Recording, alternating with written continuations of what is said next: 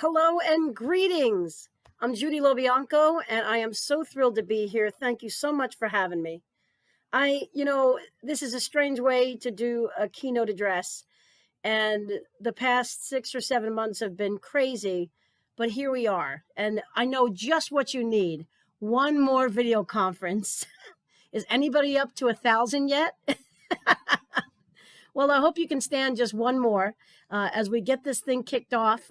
Thank you so much to Sutar for inviting me. I'm thrilled to be able to be here with you today. I wish I could have come there in person. I have been to Minnesota. And, here in New Jersey, we've been dealing with a lot around the COVID-19 crisis. And I was thinking of you all right at the beginning of the thing because we were in the supermarkets, for those of us who went, and, there was this meat shortage. There was this meat shortage. You couldn't get hamburgers, you couldn't get chicken, couldn't get meat. And all of a sudden, I'm remembering my last time in Minnesota thinking, wow, I could sure use a good meat raffle right about now.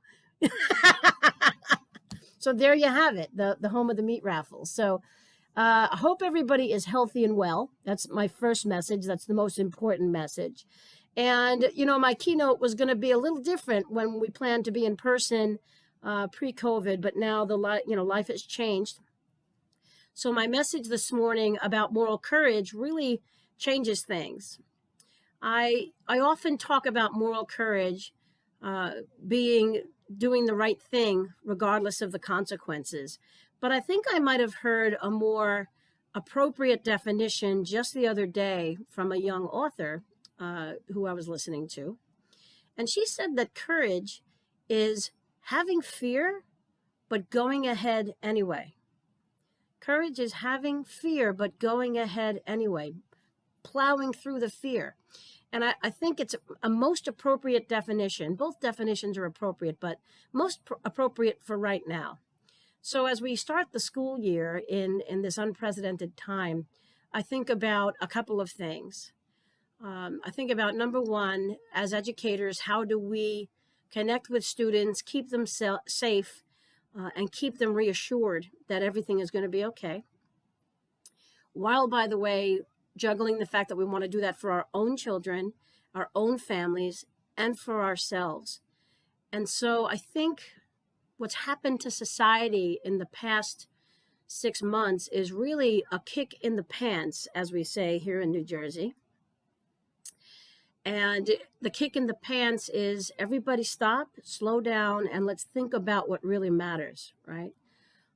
There's a lot going on in our lives in the last 6 months, and how we react to those pieces really tell us a lot about ourselves. Do we have the patience? Do we have the perseverance? Do we have the personality that's going to keep us from really going over the edge with our stress? And in terms of education, do we have the growth mindset to be able to pivot in this world and provide education to students that looks and feels a little different? And in the adapted physical education world, many of us who have been teaching in that venue have known how to do that for a very long time. And it's hard, when you've got a mindset out there where I've been doing the same thing for decades and it's been serving me well, so let me continue to do that. Not anymore. It's just not going to work. It's not going to serve kids, and it's a disservice to families and to our profession. So I think the most important piece here, and a place where I think adapted physical educators have a bit of an edge, is to be able to react with the flexibility and responsiveness to assist kids no matter who they are, where they're from, what color they are, who they love, and what their needs are. So I think what I'm saying is that you have it better in terms of the way you see the world and see education and see physical education. So kudos for you for that. Now, as I bring this to you, there are many physical educators out there who were never trained and adapted, who never was able to teach in a self-contained situation. We've got physical educators out there who struggle with being able to do inclusion and really, are afraid. We're back to being afraid. So what it takes is the mindset to be able to say, I have the courage to be able to learn as much as I can to meet the needs of every child. So let me tell you one such story. In my years as a supervisor in South Orange, Maplewood, I served a staff of 33 teachers. And there were oftentimes, many times, when we would collaborate with special services around the fact that physical education offers students something very unique and something very needed. But there were those moments when I had a physical educator, and this is a specific story, who had a young lady who was coming into his class. She was like a Special Olympian, and her particular mode of travel was a wheelchair. And this teacher, upon seeing her on his roster, pause for effect, said, I can't have this girl in my class. Pause for effect. Well, why? She is a safety hazard. She is going to be a safety hazard, and I'm afraid she or one of the other students is going to get hurt, and I cannot have this child in my class. Pause for effect. Let it sink. Now, it might have been as bad as it sounds if I didn't add this piece. He said this, wait for it, in front of the kid. What?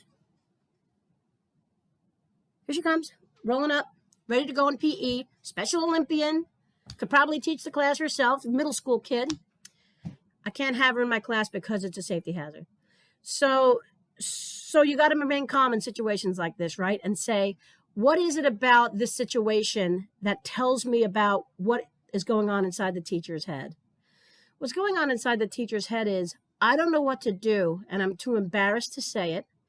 I'm afraid that I'm going to do the wrong thing, and I'm going to get in trouble. So I think when I'm talking about courage, I'm talking about doing all it takes for every child and being all in at all times. So although this example is very hurtful and disturbing, and we did get physical education for this child as she deserves and was fine, I think where we got to do is meet people where they are, even adults meet people where they are, and help them get pulled along. And so is the pandemic, right? So we didn't teach virtually before, and now we do. And we didn't know what hybrid teaching was going to look like, and now we do. We didn't know words like synchronous and asynchronous delivery, and now we do. And we're going back to school now. We're going back to school. And I think this is a very special time for adapted PE. It's an opportunity for adapted PE to lift its voice around differentiation, about unified, about giving teachers the resources and the tools they need to know that they should be confident and okay, no matter what presents to them in their classes or who presents to them and how. And I think, teachers need to remember to take a deep breath and shift their thinking around PE and say to themselves, all right, so I've trained and I have a professional certificate in the teaching of physical education and health or adapted. And what I have to remember is to take a deep breath, step back and say, who are my children? Who are the children in front of me? And how can I best serve their need? And then I'm teaching physical education. You know what I mean? So we've been hearing the phrases in our profession that have been long phrases, really special words, really intelligent sounding words like trauma-informed practice and responsive classrooms and restorative practices. And these words have been around forever, but really those words are really special characters for saying love and care about your kids first. Love and care about your kids first. Love them. That's it. And if you can't do that, this is not the profession for you. We've been saying it forever. I've been saying it in my keynotes. I was in Minnesota not long ago talking about this very thing, that if you can't give of yourself and give of your time and give of your talents and let kids know that it's all for them, you won't have them. You won't have them. In September is that time where we try to build relationships, and you can't do anything before you build those relationships. It's the most important thing. And I'm not telling you anything you don't already know. I can't tell you how many times I've sat in front of total champions in the field and tried to convince them that they need to love kids. You all love kids. You're not the problem. The people that are looking at me on the screen, you're not the problem. The people who are the problem are not on the screen. So we have an opportunity here to really advocate in a way that adapted physical education has never seen, about ways that the profession has never been recognized before. So I think when we're talking about courage and talking about blowing through the fear, we have to make sure that we meet teachers where they are too, right?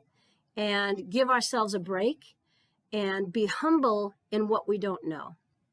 And adapted physical education is one of those places where I think most phys ed teachers are, most phys ed teachers are saying to themselves, I hope I'm never in a situation where I have to figure out what to do with a student that has a particular special need and I don't know how to handle it, right? That's hard.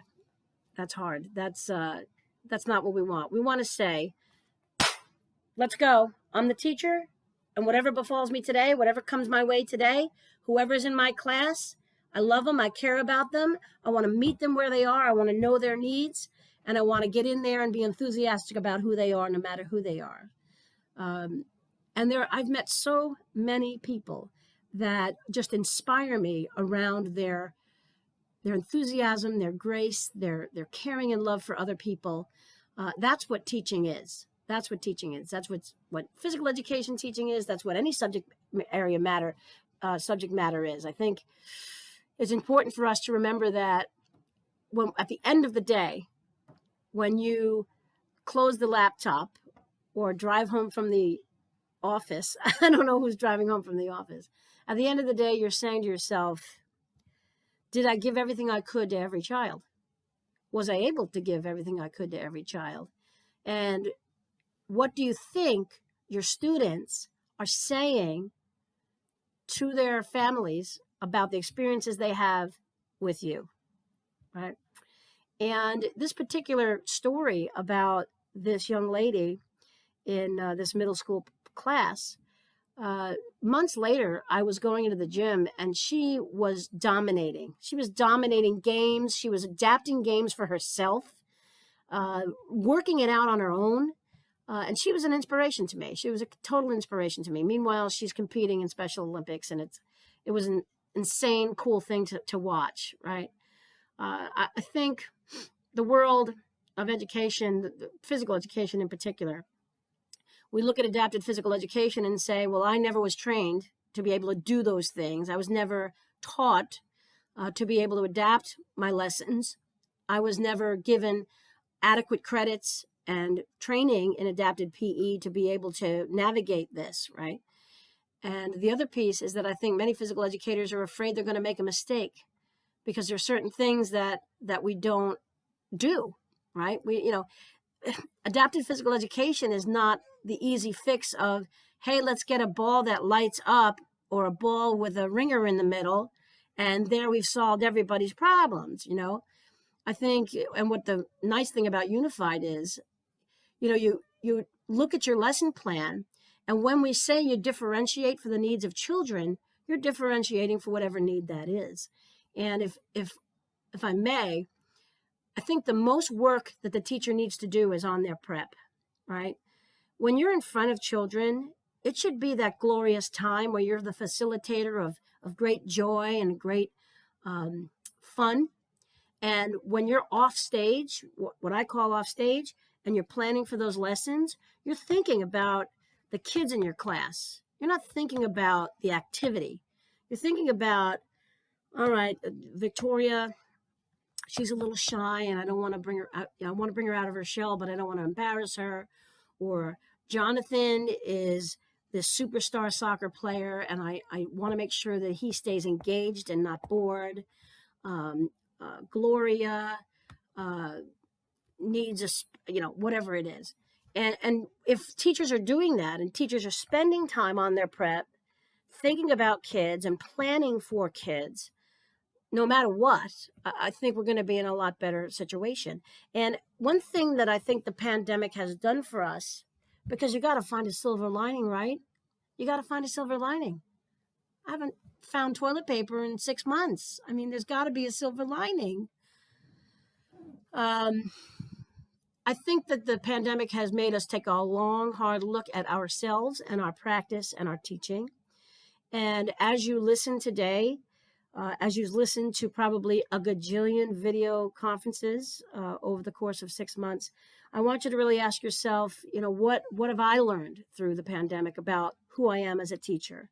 What have I learned about the skills I need help with? What do I need in terms of my practice that will ensure that I lift up kids in every way that I can?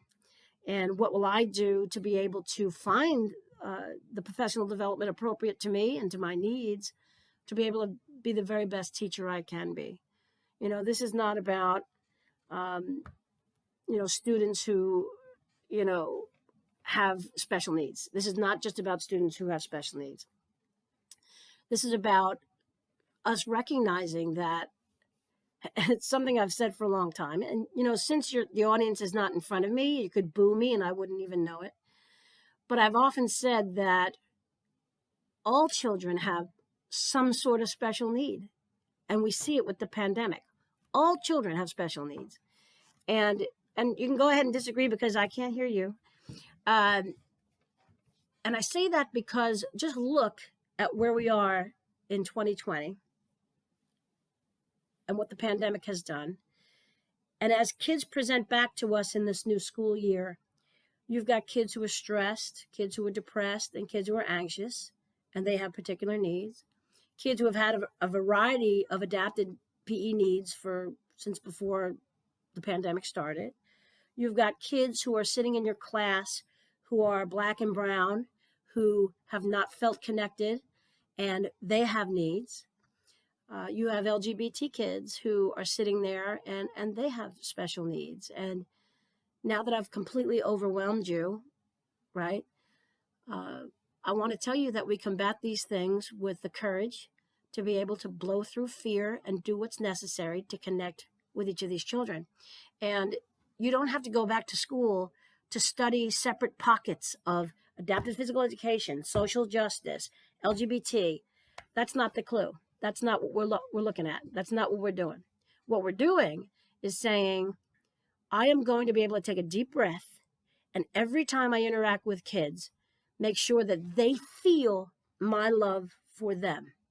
Make sure that they feel cared about and cared for, and that when I am looking out to them, whether it's in a screen or in person, they know that I see them for who they uniquely are, for the specialness that they are, and for the needs that they have. And you know what? Supervisors and I have been talking throughout the summer about how we're just all in this mess together with the pandemic, and education looks different, and we're all going to screw it up somehow, and that should be okay. Yep, that's all okay. If we don't know what to do on a particular day on a particular lesson, or if the camera goes out or the Wi-Fi goes down, what are you going to do, right? What are you going to do? But one thing that has to be constant is your love and care, concern, and connectedness to kids. I think one of the pieces that is interesting to me as I watch the news daily, and I might not want to do that anymore at this point. One of the things that's interesting to me is that for the past 7 months or whatever it's been, what the toll that it's taking on children, school-age children, not to be with their friends and be social, etc. And I'm reminded about lots of research from a decade ago, talking about what it is that school does for a kid. And one of the most important things that school does for a kid is to provide connectedness. Kids go to school to be connected. and kids go to school to find that well-rounded education that allows them to be, safe and productive citizens for life and all that stuff. But one thing's for sure, outside your family unit, school provides some very important social, emotional, physical pieces that our profession provides, but also certainly other subject areas. And I think the shift in thinking for our profession, adapted included, is about teaching the skills of lifelong wellness in ways that we've never had to look at before, right? And so, although our national standards are extremely important, there's some things that are going to just drop off the curriculum this year in favor of, let's make sure kids are okay from the inside out. And I think that's my major message today is if we can see children in their circumstances from the inside out and teach their heart and then their mind and then their body, then I think all health physical education teachers, adapted physical education teachers, are really onto something. And let me break that up a little bit. To teach them from the inside out, from the heart to the head, to the physical body. Being able to tap into whatever it is that's going to internalize their joy about being with you. And that's going to take a little bit, right? Because you have kids that might resist that. You might have kids that are saying, well, I don't like PE, or I don't want to be here. I'm embarrassed by being here. And your connectedness to the child, your ability to say, I'm here for you no matter what. And I'm here for you in success, and I'm here for you in failure. And I'm here for you when you watch me succeed and when you watch me fail, because as human beings, we do. It's a very, very important message that we're sending when we tell kids that we're still human. We're still human and we do make mistakes. So I mean, teach to the heart. And then I say, what is it we want kids to know? What skills, what competencies, what do we want kids to know as they leave us? What do we want them to know at the end of a lesson that they didn't know before the lesson? What do we want them to run home and tell their families? What do we want them to say about what they learned in PE today, regardless of their experiences or their needs? And I want that to be a positive exchange, right? I need that to be a positive exchange. In fact, when last March, when March came around and we just, everybody went home and there was just this virtual world, and that's the sound effect for that. I think that one of the things that was interesting is that the veil was lifted on everything that was going on in our profession. And every little dirty secret that every phys ed teacher had in their gym about laziness or not doing their job or doing their job great or whatever it was, the good, bad, and the ugly, the veil was lifted, and now the whole world could see inside your gymnasium.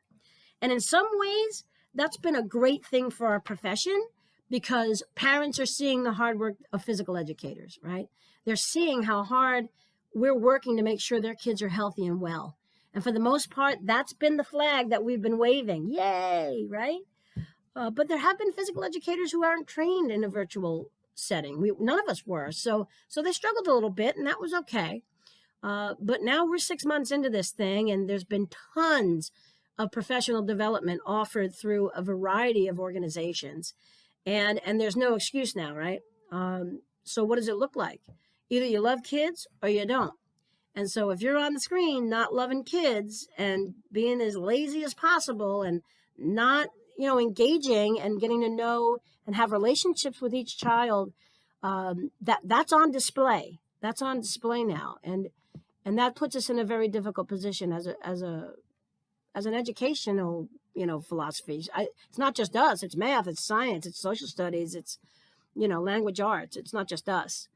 But I think we have a unique opportunity in health and physical education to amplify the voice of what we do as one of the most important things that go on in school. And to deny kids those opportunities is just tragic. I've been inspired by the advocacy of teachers across the country around how to protect promote and support health and physical education in their school districts, as you know, many districts have had to make extremely difficult choices of what stays and what goes, right? And it's that moment where you're like, wow, I hope what I was doing is enough. Because if I try to advocate now without anything to back it up, I'm in real trouble, you know? So you lean on the fact that you've been this fantastic champion for kids, and you hope that a principal or a superintendent or an assistant superintendent or a board of education sits in their room and has their decision making to do, and then it comes around to health and PE and they say, there's no way we can do without it. There's no way we can do without this extremely important part of a child's day, no matter who the child is, no matter what needs they have, because our physical education staff is meeting those needs, right? And oftentimes we're the experts in the building. I think we don't give ourselves credit. You know what I mean? I mean, we're just all, I mean, here you are in front of me, and I don't know how many people are going to be here or where you are, but I will tell you this. I don't want you to forget that you are the certified professional in your field, in your school. And I don't think you hear that enough. I don't think you understand that you might have forgotten that you worked really, really hard to learn the things you've learned and to do the things you do. And just like I wouldn't expect you to drop into a math classroom and start spouting some geometry, the geometry teacher doesn't understand what it is that goes into a quality lesson. A lesson of differentiation, a lesson of care, a lesson of social emotional learning, and a lesson where we weave in all these really important pieces around wellness and fitness and social justice and equity. And there's a lot there. There's a lot there. And in the end, I think the more thoughtful you are about the way you plan your lessons this year and every year before this and every year after this, the more fun you're going to have when you're in front of those kids, whether it's virtual or hybrid or in person. And I think in particular, we're dealing with a situation where the human relationship is probably the most important thing we can offer kids in school. And I said it, I was able to say that, and we were all able to say that before this. Like, we all wanted to say that having a connectedness with kids and having a relationship with kids, really important. It's the most important thing. I've never felt it like I do now, right? And I feel it because it's happening to me. It's happening to all of us. I miss everybody. I miss being in person with you all. I was looking so forward to coming there and seeing so many of my min-shaped friends. And here I am alone in my house by myself talking to you. And it's gotten to be very commonplace, but I'm still sitting here very lonely. Sitting here lonely. And on the opposite side of my screen, there you are, right there, by yourself, maybe, listening to this message and not being able to feel my passion and energy for what it is that you do, right? Because there's just nothing like that. And not knowing when I'm going to be able to hug anybody ever again. That's very painful. And if I'm going through it at 51 years old, imagine what children are going through. They're wired for movement. They are wired for affection. Some of them that, they thrive on the affection.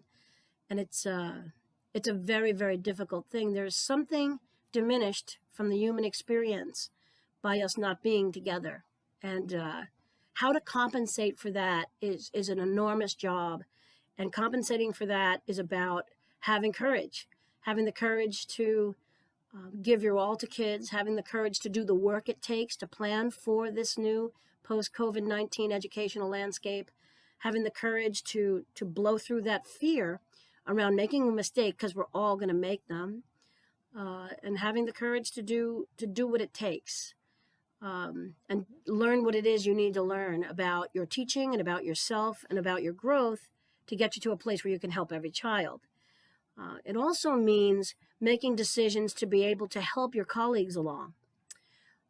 It means being able to say, look, I have a competency in this particular area in adapted PE.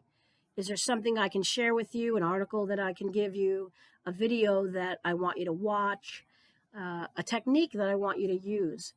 I think that's helpful, and I think it's important. I think one of the pieces around that is that we have to remember that they're all our kids now.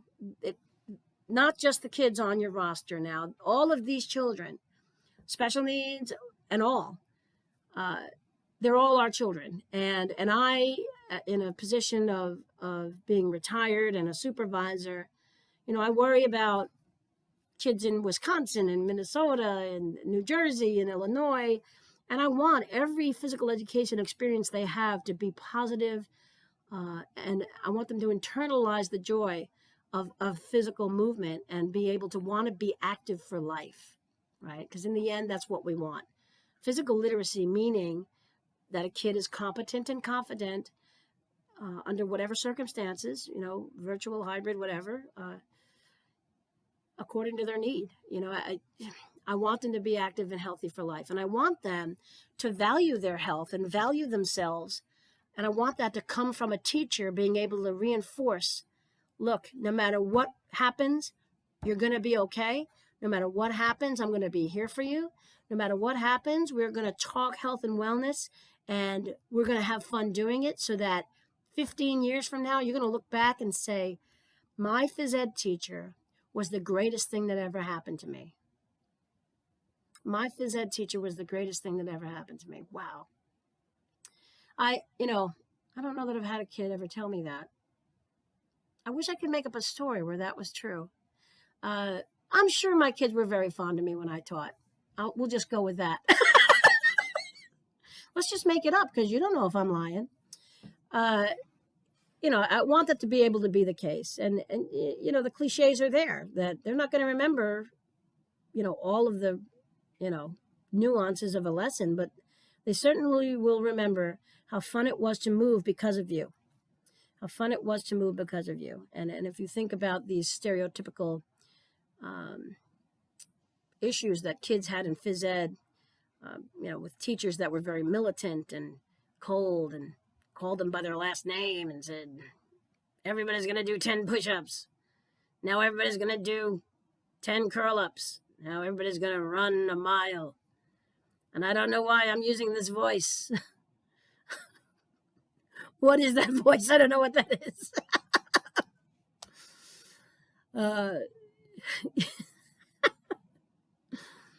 Anyway, so yeah, there's a way to do this, and it starts with love and caring, and it starts with courage. And the moral courage that I'm talking about is making sure that at the end of the day, again, you're saying to yourself, who are my kids? What are their needs? And what can I do to help them get there?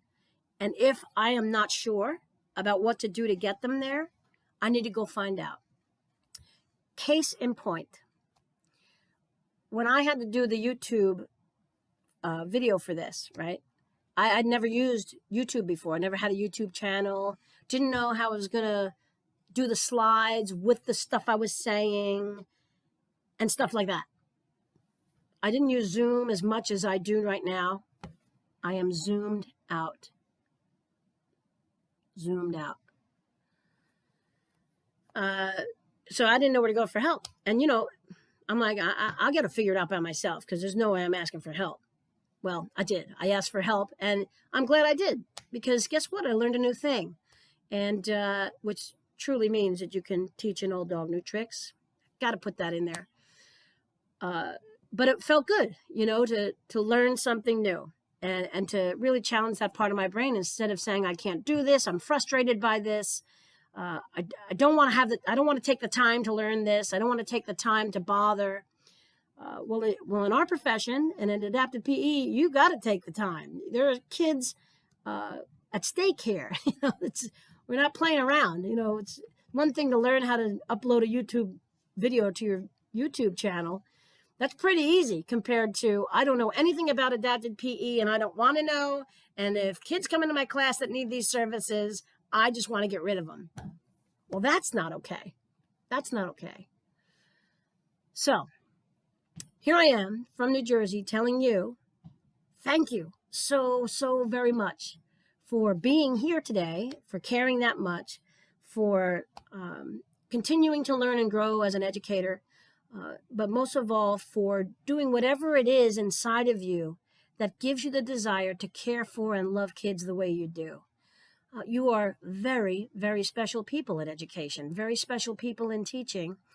And it takes that personality to be able to get yourself out there. And I believe me, I know what it's like to worry about your students, to worry for their welfare, to worry about their experiences, and to have that on your mind, right? Some of the very best teachers in our field have spent the last 6 months stressing out over what they're going to be doing. And that kind of stress only tells me that that's how much they care. But there's also a time for a deep breath and a time for saying, look, we're just going to pivot with this thing and figure out where we're going to go. And it's okay to make a mistake. And it's got to be. And I worry about those teachers, but I equally worry about the teachers who say, well, I don't really care. I'll just wait for my administrator to tell me what we're doing, and I'll just do whatever the bare minimum is to get me through this. And then everything in between, right? Everything in between. So my message today is thank you. My message today is courage is very much needed in our profession now more than ever. I want you to be courageous. I want you to be thoughtful. I want you to help others, especially struggling teachers that need your expertise in the area of adapted PE. I need us to lift up and promote and support the role of adapted physical education in our profession. It is so very underrepresented and so very needed. If I could go back to school and have a parallel degree, the degree would have been in adapted physical education because it's so very important. But, in the end, here we are, I'm not going to go back, but here's what I can tell you. The heart of and the foundation of an adapted physical education certification is to know your kids and to do all you can to meet their needs. And that's universal, and that's an important message. And it's one that I think we forget, I think we forget. And as we've sat here for 6 months and listened to video conferences about effective teaching strategies, how to teach PE in a crisis, we're scouring the internet and Twitter for tons of resources and information. We are desperate to be able to help ourselves with the teaching, but also do anything we can to support and assist other teachers. And we've been on the screen. Here we are from March until now. And this is the moment where I'm saying, sit back, take a deep breath, and let yourself know that you've got this. You've got this. And everything's better once you get back with those kids, right? Every time you step in front of those kids and you see them smiling and you see that they are so desperate to be with you and to listen to you and to hear what you have to say. Those are the great moments. We spent the summer preparing for this our whole time, and now it's here. And all of a sudden, once children show up, we know what to do all of a sudden. Once they show up, instinct takes over. And for those of us who are pouring ourselves into a life where we come second and they come first, we feel it all of a sudden, And as long as, and I'm here telling you, as long as you love and care for these kids and you put them before your own needs in that classroom, you're doing the right thing. The foundation of great teaching is being able to be selfless and to put them first and to put their needs first, to love and care about them, to lift them up in every way you can, to be an affirming voice in their life where they may not have another one. So what I'm saying to you is thanks, and I'm running out of time here. Thanks. I appreciate being here. I am so sorry this was not in person, and I'm so bummed that there are not more meat raffles anywhere else in the world because I still can't find meatloaf mix. And what I wouldn't do for a good meat raffle right now, I am telling you what, y'all have been all I'm thinking about every time I go to the meat rack at ShopRite. Think about that now. When I think men's shape, I think meat. Enjoy the conference, everybody. I'm excited to be here. Thank you to Sue Tar and to all my friends in men's shape. Love you guys, and you take care.